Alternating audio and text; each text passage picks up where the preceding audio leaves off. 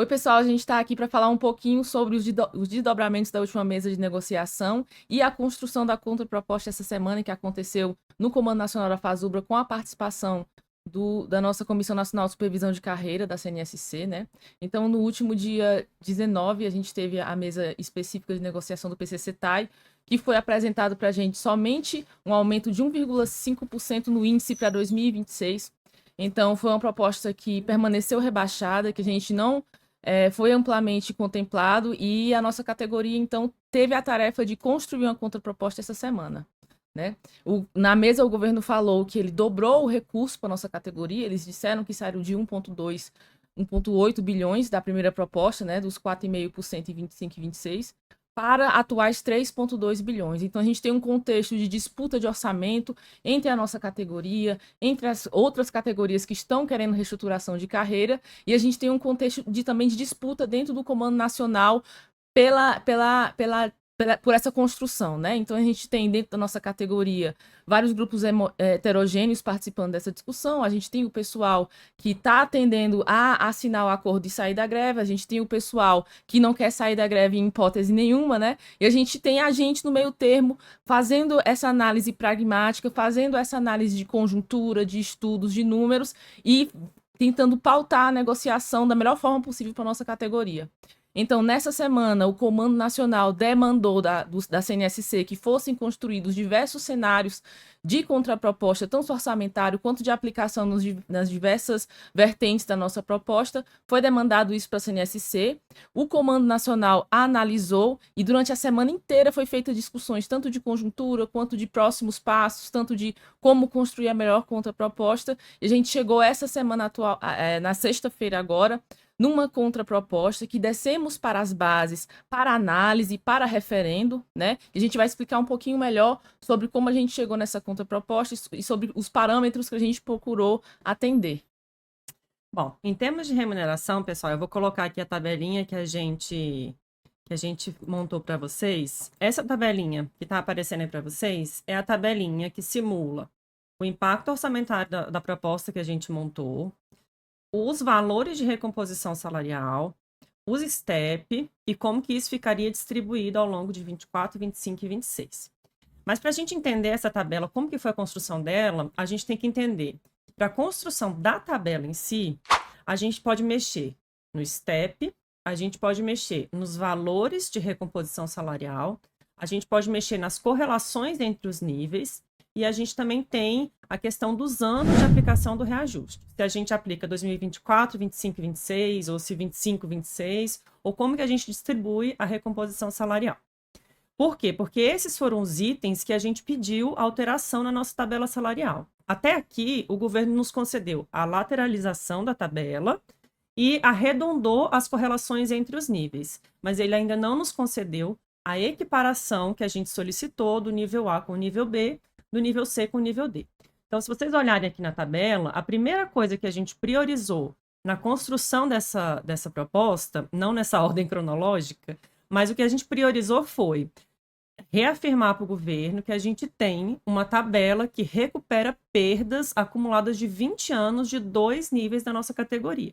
Então, a gente colocou 39 para o A, 40 para o B, 60 para o C, 61 para o D, com relação ao nível de referência, que é o salário do nível E. Isso por quê?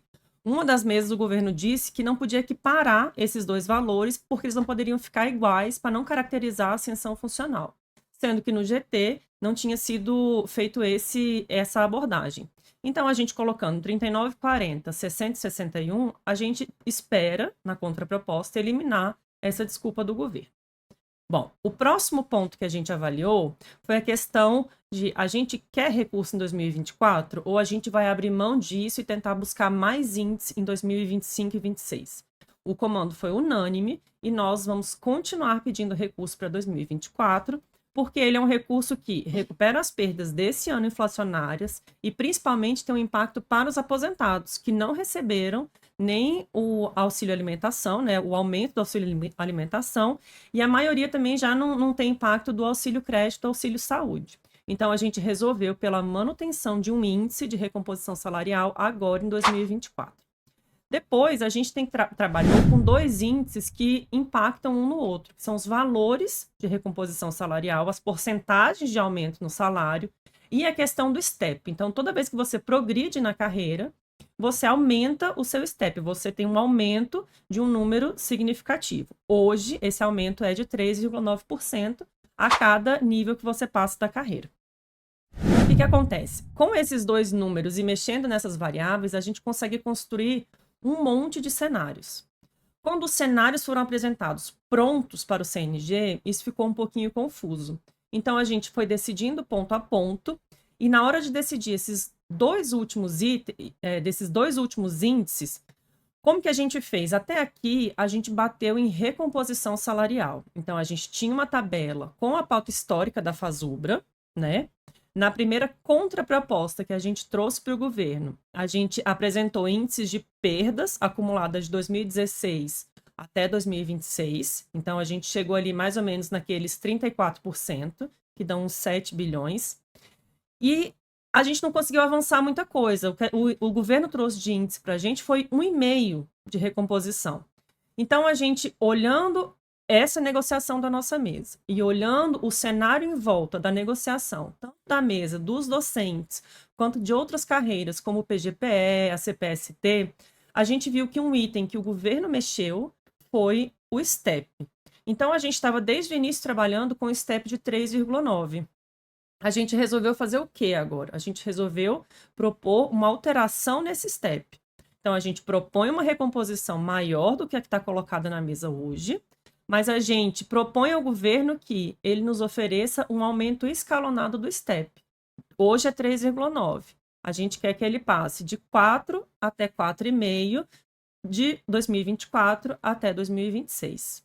Então, essa foi a estratégia. Toda estratégia que você adota, ela tem perdas e ela tem ganhos.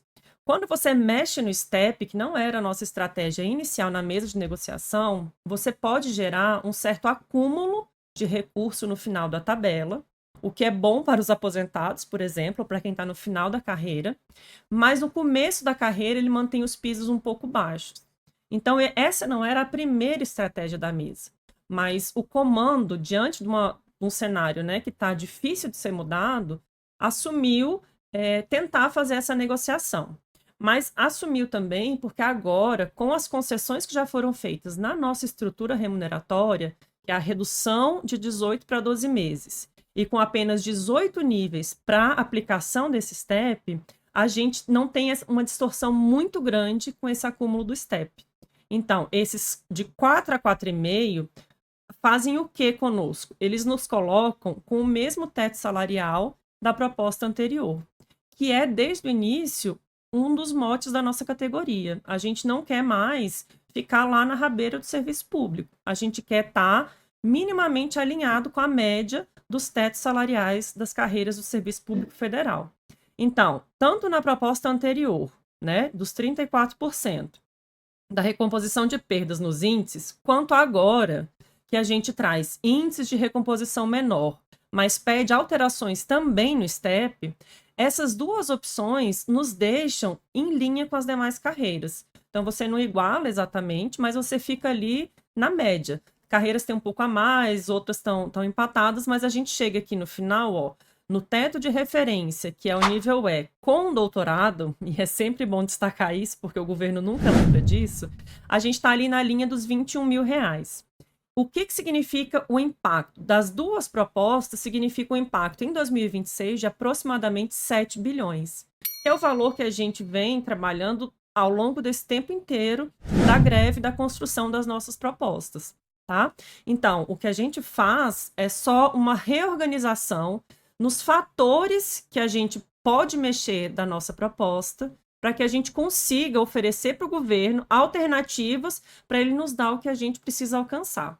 Então, a gente não está recuando, a gente continua afirmando que a gente quer um recurso necessário para reestruturar nossa carreira, mas que a gente tem alternativas para isso, para que a gente também não saia com a pecha de intransigentes. Isso, então a gente permanece pedindo a equiparação, a gente vem acompanhando as negociações que foram feitas com os docentes, a gente viu que o índice de STEP deles, né, foi bem trabalhado na proposta, na última mesa deles, E a gente se bota disponível também para ser trabalhado nas diversas vertentes da nossa contraproposta. Então, podemos trabalhar STEP, índice, correlação, anos de implementação, e a gente mostra para o governo que, onde você quiser colocar recurso, a nossa proposta cabe. Né? E permanecemos defendendo a equiparação, a quantidade de recursos necessário para que não fiquemos mais na lanterna do funcionalismo público e que a gente consiga trabalhar nossa reestruturação da melhor forma possível. Então, essa é a defesa que a gente faz. A gente não rebaixou a proposta, né? A gente permanece pedindo um recurso o suficiente para que a gente seja bem contemplado. E é essa proposta que a gente está descendo agora para as bases, né? Então, até quarta-feira, as entidades de base precisam fazer suas assembleias, precisam fazer suas consultas e precisam subir a resposta para a FASUBRA. Até às 14 horas a gente vai estar recebendo essas respostas, a gente vai estar compilando no Comando Nacional e a gente vai enviar e vai protocolar a resposta da FASUBRA quarta-feira à tarde. Né? Então a gente espera que essa discussão seja feita de forma ampla, de forma bem feita nas bases, para que a gente consiga responder o governo o mais rápido possível e para que a gente consiga ter a nossa mesa marcada também o mais rápido possível para continuar com essas negociações. Tem 2 pontos que eu quero destacar que não saíram da nossa proposta, né? A nossa proposta não é só uma tabela, então tem vários pontos que não têm impacto financeiro, mas eu quero destacar aqui, antes da gente se despedir, RSC e progressão. Conta pra gente como é que vai ficar, Claudinha. Pronto, o RSC também desceu no último IG.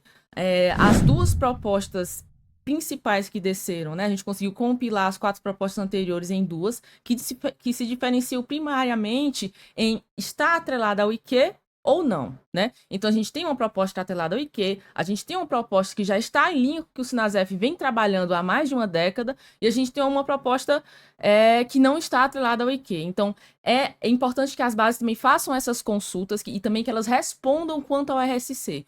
O RSC, a gente quer que ele seja implementado e trabalhado ainda na mesa de negociação específica a nível do MGI, mas ele vai ser regulamentado no MEC, junto com a CNSC, né? Então, essa regulamentação tem 3 meses ainda para acontecer, que é o tempo que a gente vai fechar, né, todo esse processo do RSC, para que ele seja devidamente implementado na nossa categoria. Ó, a gente tem as capacitações que a gente pediu, acho que eram 8 capacitações, né? O governo disse que era inviável, que era impossível lá quando foi montado aquele relatório técnico. Mas manteve as 3 capacitações que a gente tinha na carreira, isso lá no relatório. Agora, na mesa de negociação, ele simplesmente tirou isso de pauta.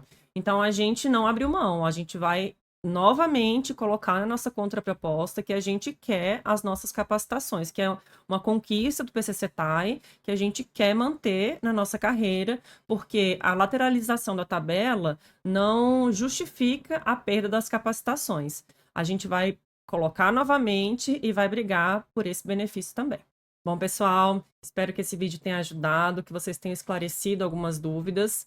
E vamos para as assembleias, vamos votar e vamos enviar a resposta para o nosso CNG para a gente conseguir, na quarta-feira à tarde, protocolar essa nossa contraproposta e exigir do governo nossa próxima mesa de negociação.